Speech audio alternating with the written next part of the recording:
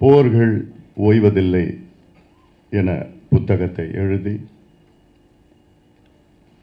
அந்த புத்தகத்தின் வெளியீட்டு விழாவில் கலந்து கொண்டு இங்கே ஏற்புரை ஏற்க இருக்கின்ற சமூக நீதி போராளி, சமூக சீர்திருத்தவாதி, சோஷியல் ரிஃபார்மிஸ்ட் மருத்துவர் ஐயா அவர்களே, இந்த நூலை வெளியிட்ட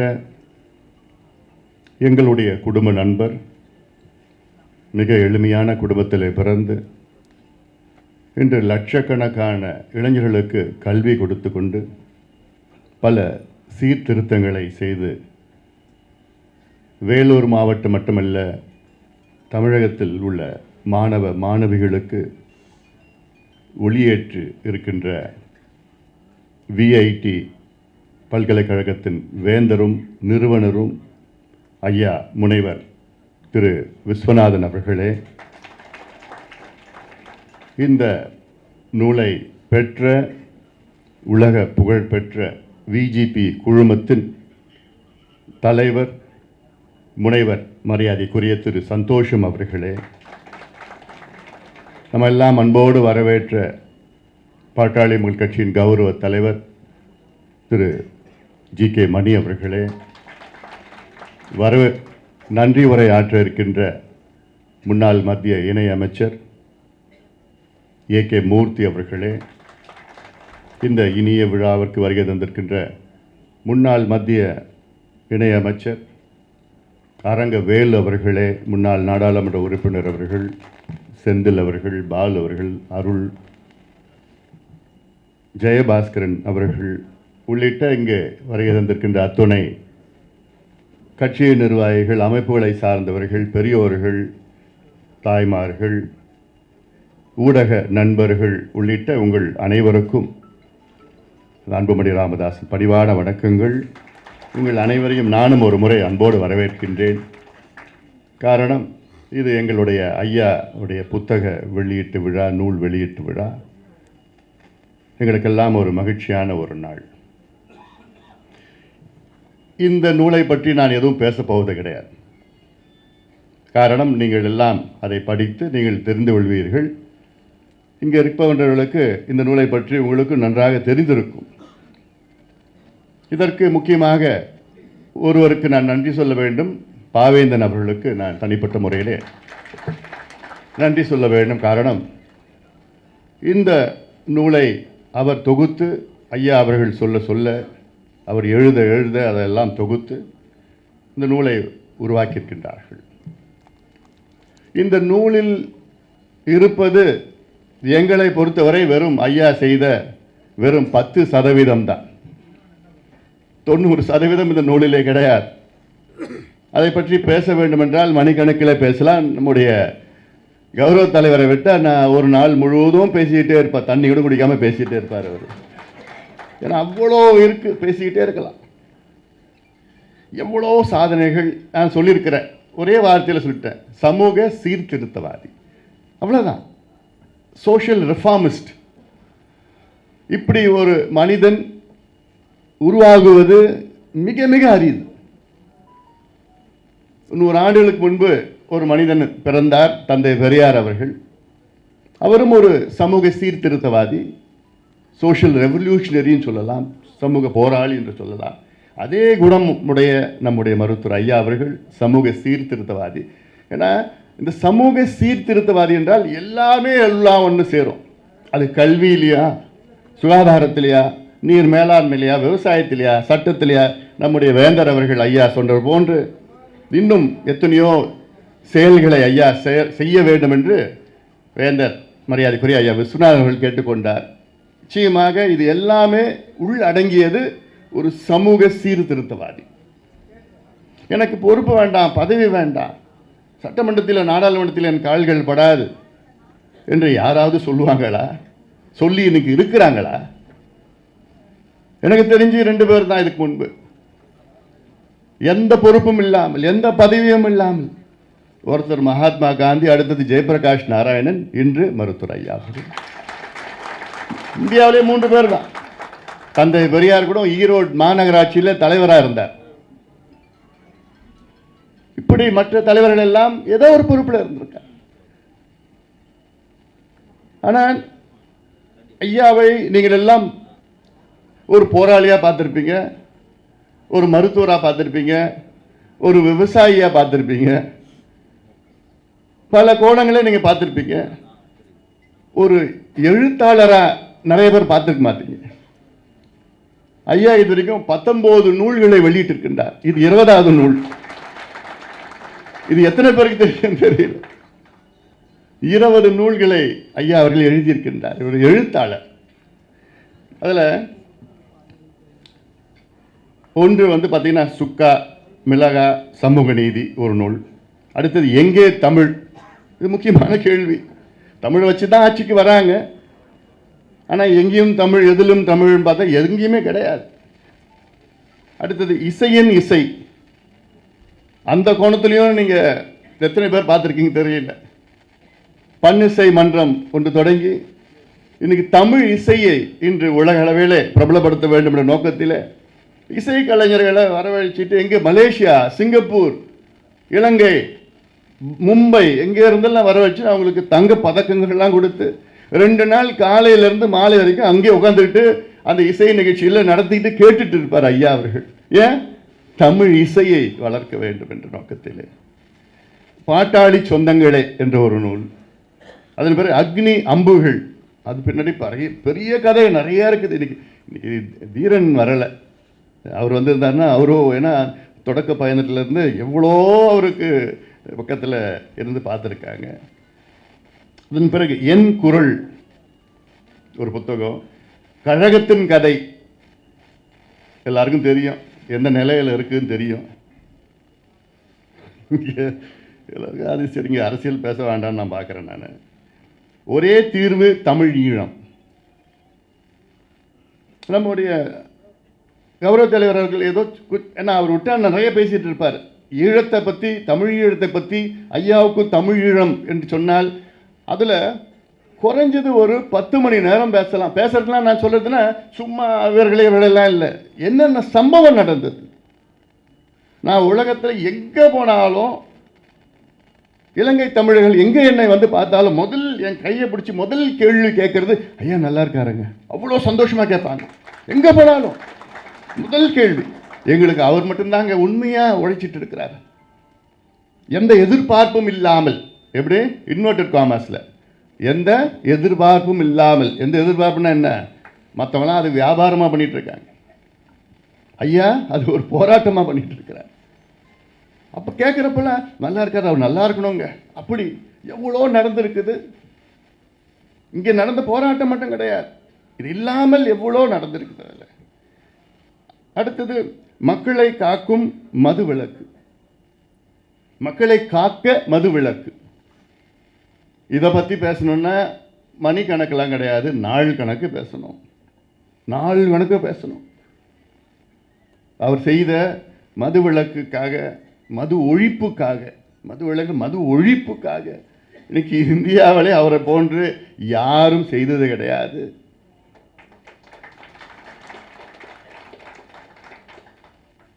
தொடர்ந்து இன்னும் செஞ்சிட்டு இருக்கிறார், இன்னும் செய்துட்டு இருக்கிறார். அவர் மட்டும் இதை கொண்டு வரல, இந்த போராட்டத்தை கொண்டு வரலன்னா இன்னைக்கு தமிழ்நாட்டில் எந்த கட்சியும் இதை ஏற்றிருக்க மாட்டாங்க. கொள்கை ரீதியில் இன்னைக்கு ஏற்றுட்டு இருக்காங்க. நாங்களும் மது விலக்கு ஆதரவு கொடுக்கிறோம், கொள்கை ரீதியில் ஏற்றுக்கொண்டிருக்கின்றோம் என்று இந்த இங்கே இருக்கிற கழகங்கள் எல்லாம் ஏற்றுட்டு இருக்கிறாங்க, பேரளவில் ஏற்றுட்டு இருக்கிறாங்க. அதாவது போதுமானது கிடையாது. சமீபத்தில் சொல்லணும், என்னுடைய குமரி அனந்தன் ஐயா அவர்கள் மருத்துவமனையில் இருக்கிறாரு. அப்பொழுது அவங்களுடைய மகள் தமிழிசை சவுந்தரராஜன் அவர்கள், அவங்க அந்த அம்மா அப்போ ஆளுநர், தெலுங்கானா ஆளுநராக இருந்தாங்க. அவங்க போய் அவங்க அப்பாவை பார்க்க போகிறாங்க மருத்துவமனையில். அவங்களுக்கு அன்றைக்கி பிறந்த நாள். நான் அவங்க கைபேசியில் கூப்பிட்றேன் அவங்கள, உங்களை வாழ்த்தணும்னு சொன்ன உடனே அவர் பக்கத்தில் உட்காந்துட்டு யாருன்னு கேட்டார். இல்லை அன்புமணி பேசுகிறாருன்னு என்கிட்ட கொடுன்னு சொன்னார். கொடுத்துட்டு ஐயா நல்லா இருக்கீங்களா அவர் கேட்குறார். ஐயா நல்லா இருக்கீங்களா? ஐயோ ஐயா நீங்கள் எப்படி இருக்கீங்க? இல்லை நல்லா இருக்கேன். எனக்கு ஒன்று பண்ணணும், எப்படியாவது இந்த மதுவை ஒழிச்சிடுங்க ஐயா, ஐயாகிட்ட சொல்லுங்க ஐயா. எப்படி?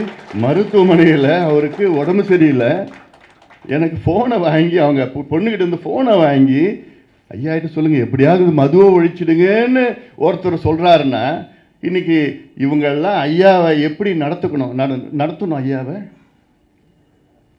சமீபத்தில் தொலைக்காட்சியில் நீங்கள் பார்ப்பீங்க, ஒருத்தர் ஒருவரை போதை உங்களுக்கு கேடு அதையெல்லாம் நீங்கள் ஒழிக்கணும் தவிர்க்கணும் இதெல்லாம் ஒருத்தர் தொலைக்காட்சியில் பேசியிருக்கு பார்த்தீங்களா. அது பார்க்குறப்பெல்லாம் எனக்கு கொதிக்கும். என்னடா பேசுகிறாரு இவர்.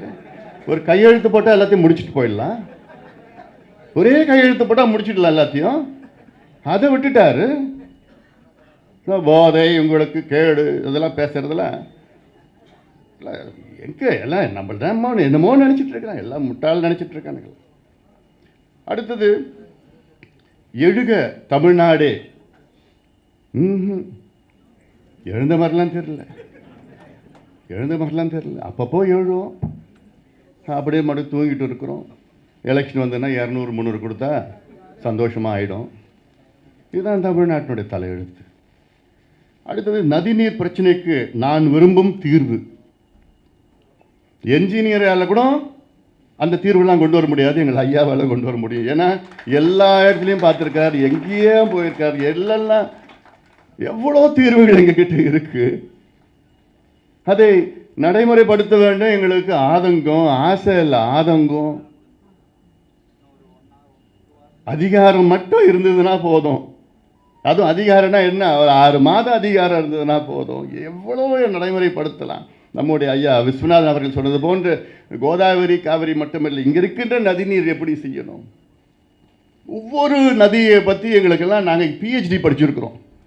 தமிழ்நாட்டில் எத்தனை நதிகள், எத்தனை ஆறுகள், எத்தனை குட்டைகள், ஓடைகள் எப்படி இணைக்கணும், எங்கேருந்து மழை எவ்வளோ வருது, எல்லாமே நாங்கள் PhD படிச்சிருக்கோம். எங்களுக்கு தெரியும் என்ன செய்யணும்னு. நாங்கள் ஏன்னா நேரடியாக நாங்கள் இப்போ பார்த்துருக்குறோம். அடுத்தது சமூக நீதியும் தமிழும் என் உயிர் மூச்சு. இதுதான் ஐயாவுடைய அடித்தளம். சமூக நீதி. இன்னைக்கு இந்தியாவிலே சமூக நீதி என்ற வார்த்தைக்கு மறு அர்த்தம் மறுத்துற ஐயா. அதில் யாரும் மறுக்க முடியாது, யாராலும் மறுக்க முடியாது. ஏன்னா அதுதான் ஐயாவுடைய உள்கொள்கை, அடித்தள கொள்கையை. சமூக நீதி, சோஷியல் ஜஸ்டிஸ் ஃபார் எவ்ரிபடி. ஒரு சமுதாயத்து மட்டுமல்ல, எல்லா சமுதாயத்திற்கும்.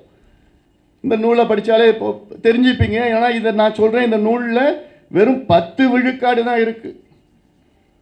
அடுத்தது கேட்டது நீதி, கிடைத்தது சிறை. ஐயாவுக்கு ஒரு ஆசை இருக்குது, அது சொல்லுவாரா தெரியல, எல்லாம் எதுவும் பார்த்துட்டேன். ஏன்னா எனக்கு போராட்டம் போராட்டம் போராட்டம் எவ்வளோ சம்பவங்கள். நான் 87 ஒரு வாரம் சாலை மறியல்.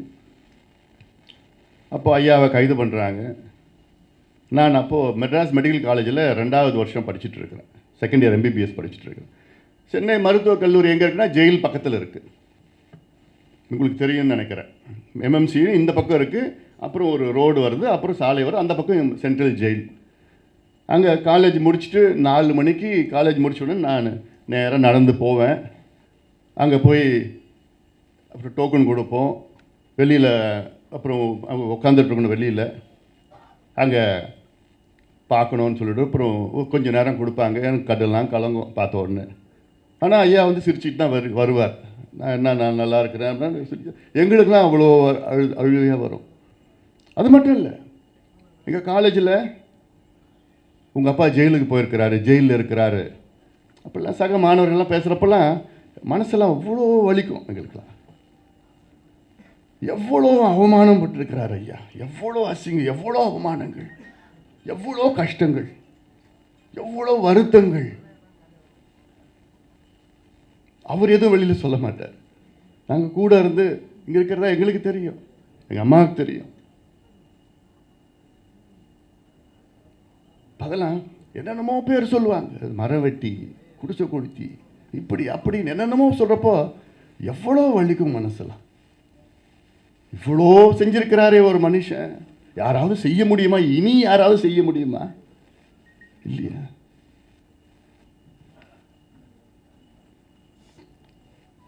"100 வினாக்கள் 100 விடைகள்" ஒரு புத்தகம். தமிழகத்தின் உயிர் நாடி அப்படின்னு ஒரு நூல் எழுதியிருக்கிறாரு.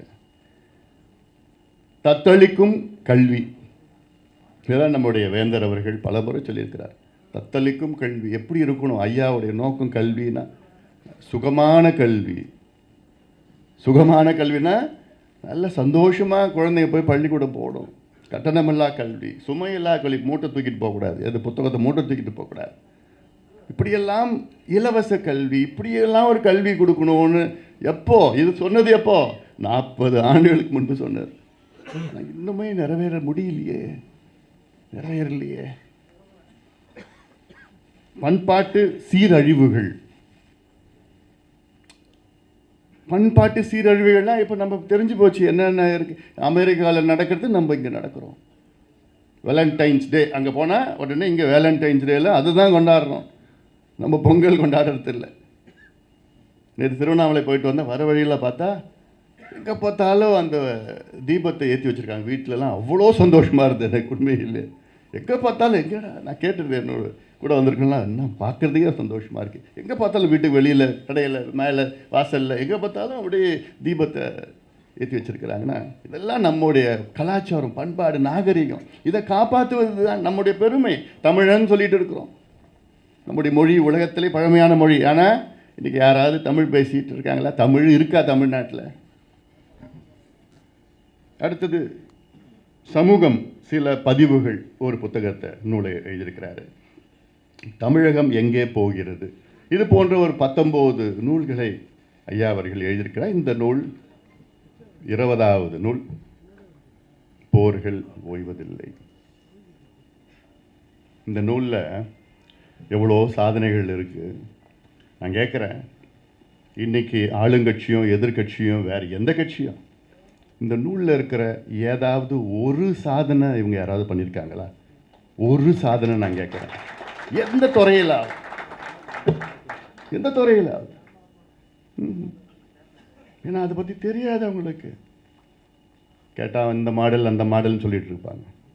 எந்த மாடலும் கிடையாது. பழைய எம்பாசிடர் மாடல். ஆனால் சரி, அது உள்ள நான் போகல. நான்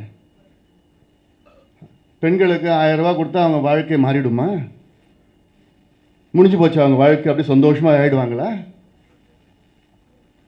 அதுதான் அவங்க நினச்சிட்டு இருக்கிறாங்க. ஐயா சொல்லி நம்ம 108 ஆம்புலன்ஸ் விட்டுருக்குறோம் இந்தியா முழுவதும். இதனால் கோடிக்கணக்கான உயிரை காப்பாற்றுறோம். அந்த உயிரில் எத்தனை முக்கியமான யாருன்னா பெண்களை காப்பாற்றிருக்கிறோம். பேரு காலத்தில் என்ன அமைச்சராக ஐயா ஆக்கினார், டெல்லிக்கு அனுப்பிச்சார். அவர் சொன்ன முதல் வார்த்தை என்ன?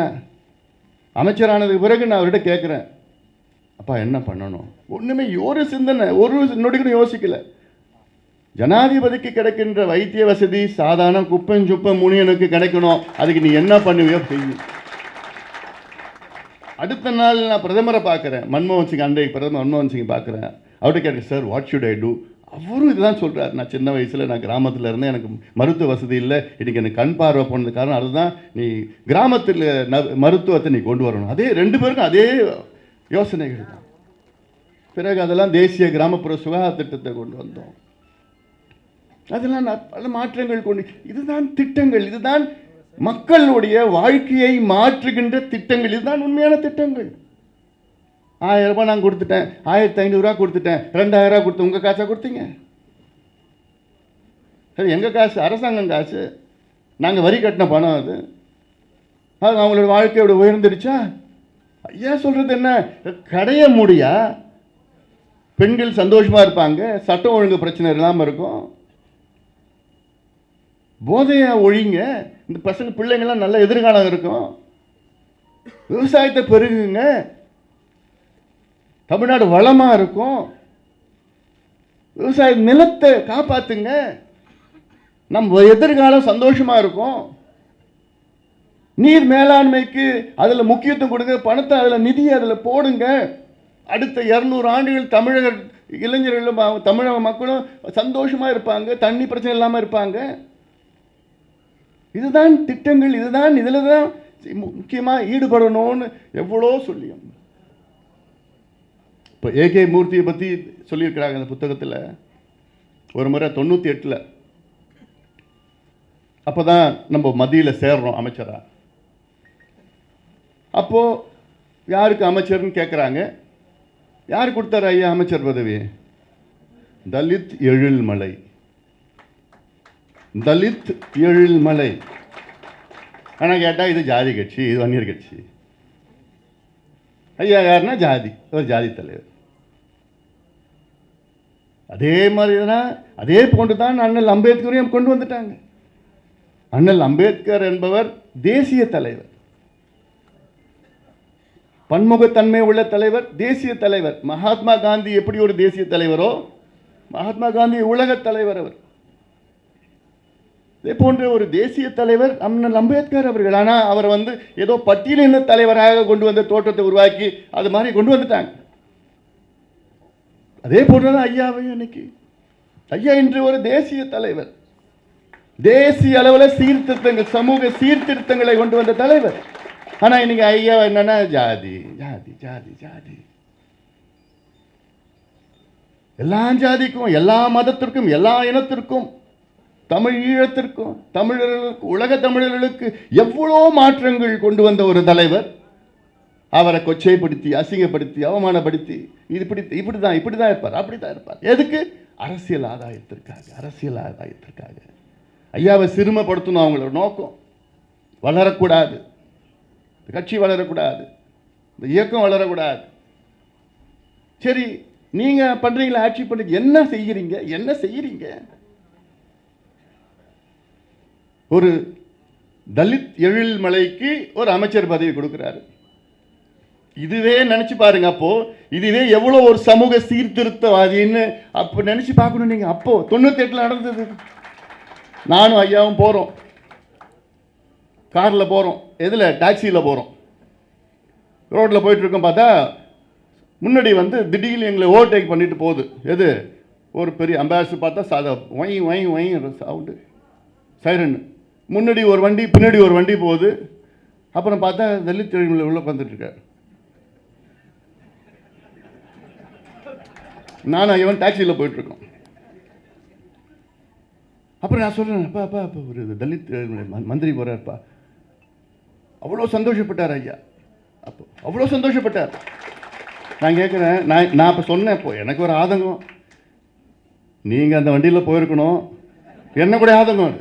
நீங்கள் அந்த வண்டியில் போயிருக்கணும். அதெல்லாம் பேசாது. நான் தான் சொல்லிட்டேன்ல. பர் நம்ம அமைச்சர் போகிறது, டெல்லி ரோட்டில் நம்ம அமைச்சர் போகிறது எவ்வளோ சந்தோஷம் எனக்குன்னு மனசார சொல்கிறாரு. அதுதான் ஐயா, அதுதான் ஐயா. வேறு யாராவது இப்படி இருப்பாங்களா?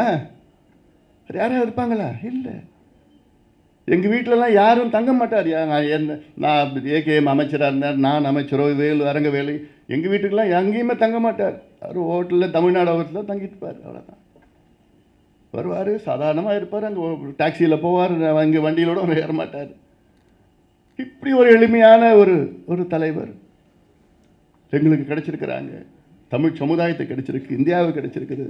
அதனால தான் அவரை இந்தியாவில் உள்ள இந்நாள் பிரதமரும் முன்னாள் பிரதமர்கள்லாம் அவருக்கு மரியாதை கொடுத்ததா தான்.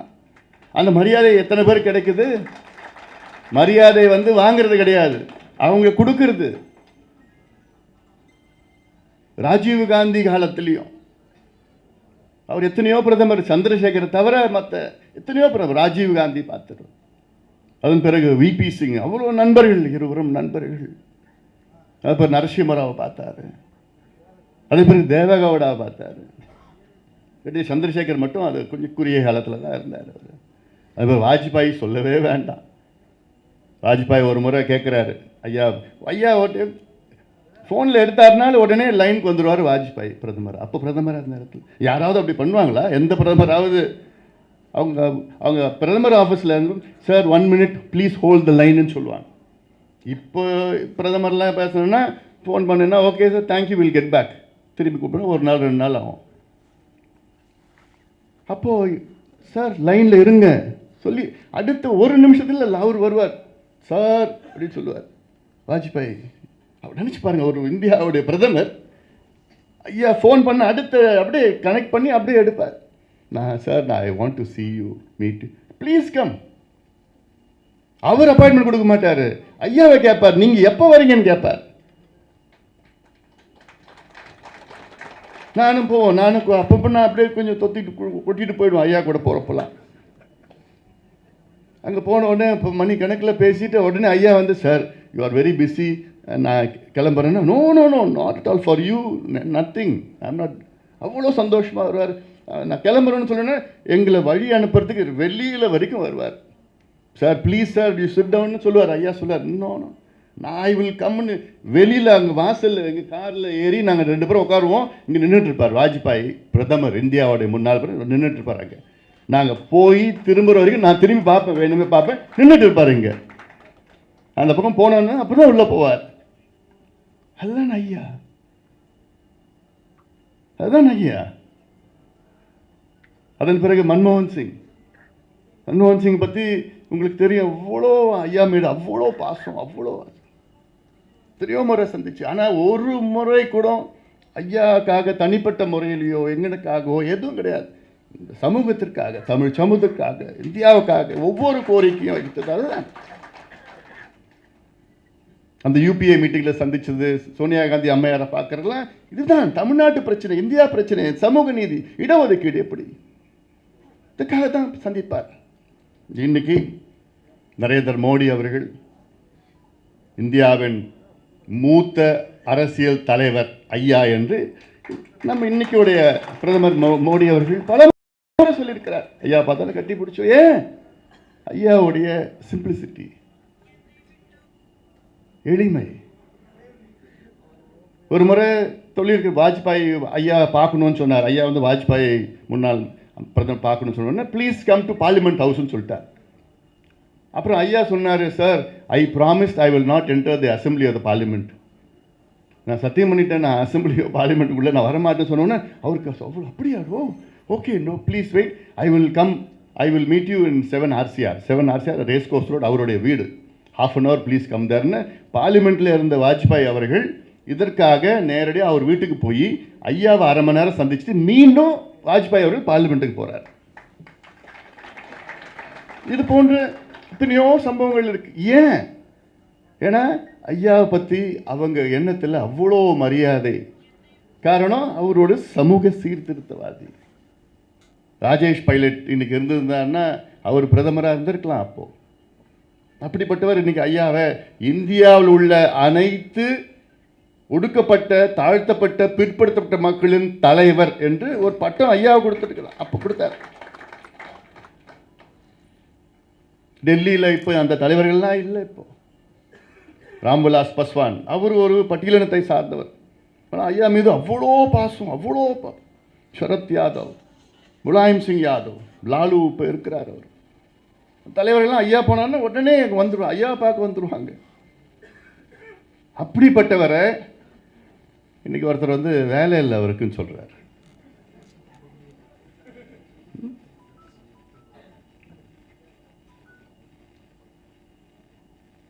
சரி, நான் அதுக்குள்ள போல.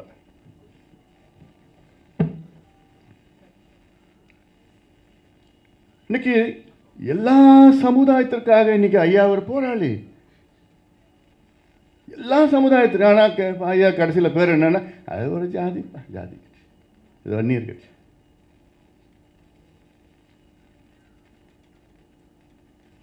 இது வேண்டுமென்று தொடர்ந்து திணிக்கப்பட்டு எவ்வளோ கஷ்டம் எங்களுக்கு. எவ்வளோ எனக்கு தனிப்பட்ட முறையில் எனக்கு வருத்தம், கஷ்டம். என்ன கஷ்டம்னா என்ன? வருத்தம். கஷ்டம் வேறு, வருத்தம். இவ்வளோ செஞ்சிருக்கிற ஒரு மனுஷனை இன்னைக்கு ஒரு அங்கீகாரம், என்ன அங்கீகாரம் கொடுக்கணும்? விருது கொடுக்கணுமா? அவர் வேண்டான்னு சொல்றாரு. அவர் கேட்கறது என்ன? இந்த மக்கள் நல்லா இருக்கணும், தமிழ் சமுதாயம் நல்லா இருக்கும், அதுதான் கேட்கிறா தவிர அவர் தனிப்பட்ட முறையில் என்ன கேட்க போறாரா? இல்லை.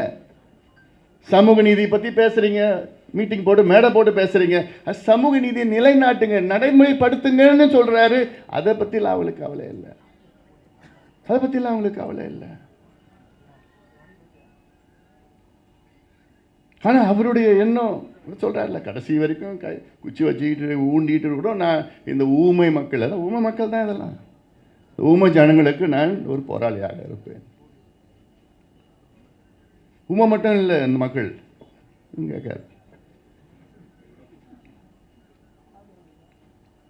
இல்லைன்னா ஐயா சொல்கிறது என்றைக்கோ கேட்டு இருக்குமே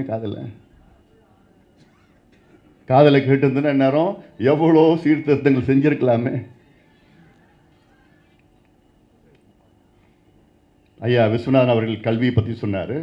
வட தமிழ்நாட்டில் பார்த்தீங்கன்னா இருக்கிற 38 மாவட்டத்தில் தமிழ்நாட்டில் உள்ள 38 மாவட்டத்தில் வட தமிழ்நாட்டில் உள்ள 20 மாவட்டங்கள் கடைசியில் ஒவ்வொரு முறை 10வது 12வது தேர்வில் கடைசி 38 எதுனா விழுப்புரம், 37 திருவண்ணாமலை, மாற்றி மாற்றி வரும். 36 தருமபுரி, 35 கடலூர், 34 செங்கல்பட்டு, அதுக்கப்புறம் காஞ்சிபுரம், அவர் அரியலூர், இப்படி தான் மாற்றி மாற்றி கடைசி. இது நான் 1 வருஷம் 2 வருஷம் சொல்லலை, 25 ஆண்டுகளாக இதுதான் நடக்குது. இதுதான் இதுக்கு அசிங்கம், அது கைத்தட்டது. 25 ஆண்டு காலமாக இதுதான் நடந்துட்டு இருக்குது. கடைசியில் பார்த்தா இந்த மாவட்டம், அந்த காலத்தில் வடார்காடு, தென்னார்காடு, செங்கல்பட்டு மாவட்டம், சேலம் மாவட்டம், 4 பெரிய மாவட்டம் எல்லாம் பிரிச்சிருக்குது. அன்னைக்கு என்ன நிலையோ இன்னைக்கு தான் அதான். இது வரைக்கும் ஐயா அவர்கள் கிட்டத்தட்ட 90 ஆவணங்களை வெளியிட்டிருக்கின்றார். 90 ஆவணங்கள். நாம் விரும்பும் சென்னை அப்படின்னு ஒரு ஆவணம். சென்னை எப்படி இருக்கணும், சென்னை 50 ஆண்டுகளுக்கு பிறகு எப்படி இருக்கணும், இன்னைக்கு சொல்றது யோசனை. இன்னைக்கு சுற்றுச்சூழல் எங்களுக்கு சொல்லி கொடுத்தது யாரு? ஐயா தான். இன்னைக்கு நாளைக்கு பருவம் மாறப்போகுது, நமக்கு தயார் நிலையில் இருக்கணும். பசுமை தாயகம் ஒரு அமைப்பு தொடங்கினார். 34 அமைப்புகளை தொடங்கியிருக்கிறார். யாராவது இருக்கிறாங்களா அப்படி தொடங்கியிருக்கிறாங்களா? 34 அமைப்புகளை. எந்த தலைவராக எதுக்கு? சுற்றுச்சூழலுக்கு ஒரு அமைப்பு தொடங்கு, தமிழுக்கு ஒரு அமைப்பு தொடங்கு. தொலைக்காட்சியில் என்னென்னமோ வந்தது, ஆனால் ஒரு மக்கள் தொலைக்காட்சின்னு ஒன்று புதுசாக தொடங்கி அதில் தமிழ் சொற்களை அடங்கி இன்னைக்கு எல்லா தொலைக்காட்சியிலும் மகிழ் உந்து, பேர் உந்து, கைபேசி, தொலைபேசி, நேரலை, இப்படி வார்த்தைகள் எல்லாம் சொல்றதுக்கு காரணம் யாரு? ஐயா.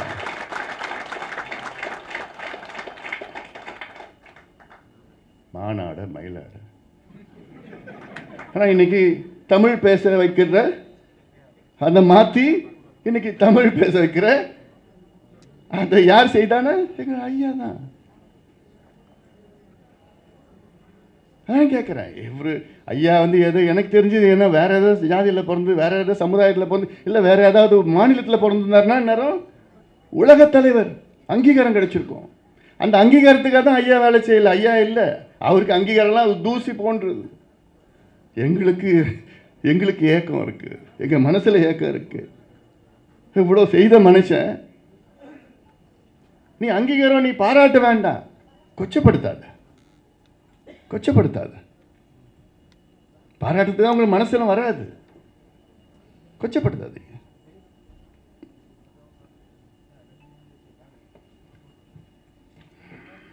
எவ்வளோ இருக்குது.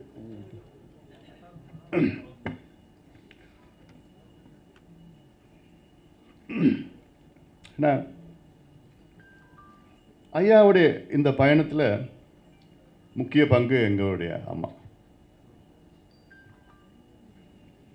அவங்களும் சிறு வயதில் கஷ்டப்பட்டு, ஐயாலாம் அந்த கஷ்டம்லாம் அது சாதாரண கஷ்டம் கிடையாது.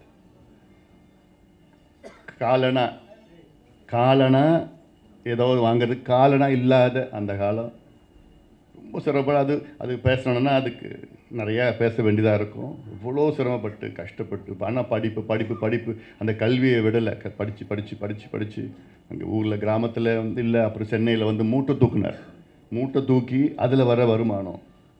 அதுக்கப்புறம் சாப்பாடு எடுத்துகிட்டு போவார். வீட்டிலேருந்து ஹார்பருக்கு 5 கிலோ நடந்து போனோம், சாப்பாடு எடுத்துகிட்டு போவார். அதில் வரும் என்ன வருமானம்? காலனா 10 அவ்வளோதான் வரும். அதுக்கப்புறம் படித்து பிள்ளைங்களுக்கு டியூஷன் எடுப்பார். அதில் பார்க்கில், பூங்காவில், விளக்கு அடியில் அங்கே தான் படிப்பார். ஏன்னா வீட்டில் கரண்ட் இருக்காது.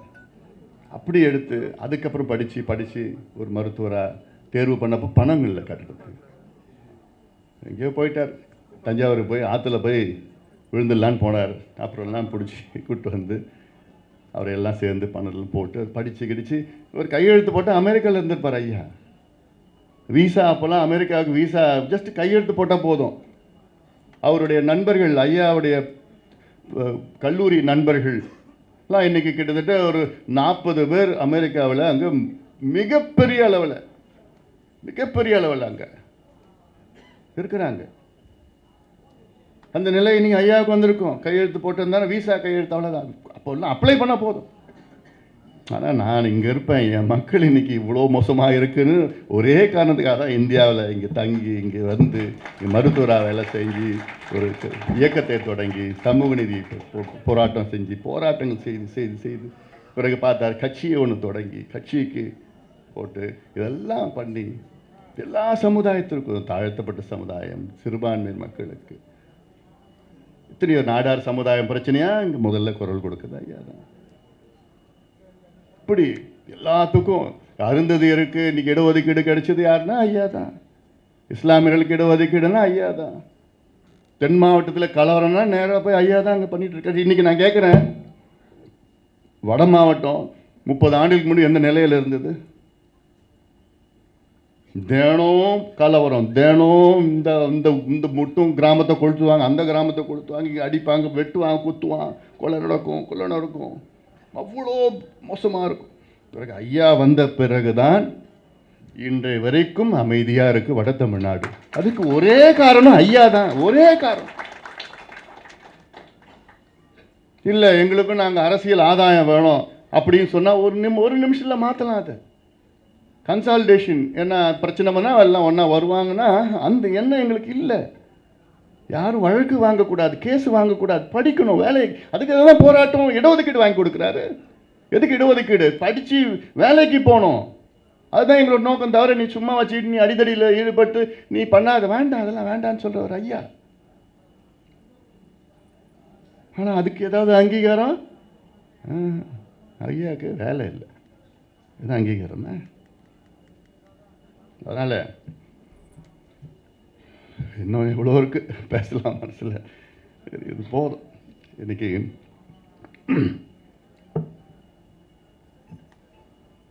இந்த புத்தகத்தை நீங்கள் அனைவரும் படிக்க வேண்டும். இந்த நூலை படித்து மற்றவர்களுக்கு, குறிப்பாக இளைஞர்களுக்கு, இளைய சமுதாயத்திற்கு இந்த நூலை நீங்கள் கொடுங்கள், படிக்க வையுங்கள். அவர்கள் இதெல்லாம் தெரிந்து கொள்ள வேண்டும்.